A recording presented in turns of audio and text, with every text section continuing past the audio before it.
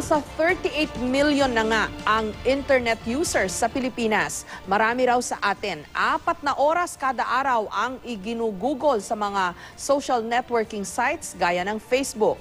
Pero may mga pag-aaral na nagsasabing ang paggamit ng Facebook nagdudulot ng pagkabalisa at kalungkutan para sa ilan, imbes na magsilbing tulay sa ating mga kaibigan. Kaya naman ang iba hindi raw maiwasang dapuan paminsan-minsan ng tinatawag na Facebook envy, lalo na kapag naikukumpara ang kanilang buhay sa nakikita nilang status at pictures ng kanilang mga kaibigan sa Facebook. Mga pambihirang bakasyon, magagarang party, masasarap na pagkain, masasayang pa-selfie-selfie kasama ang pamilya at mga kaibigan. Pero bago mainggit, mahalaga po sigurong tandaan na gaya ng mga slumbook at photo album ng mga nakalipas na henerasyon, ang mga ina-upload sa Facebook, sulyap at piling bahagi lang ng buhay ng ating mga kaibigan.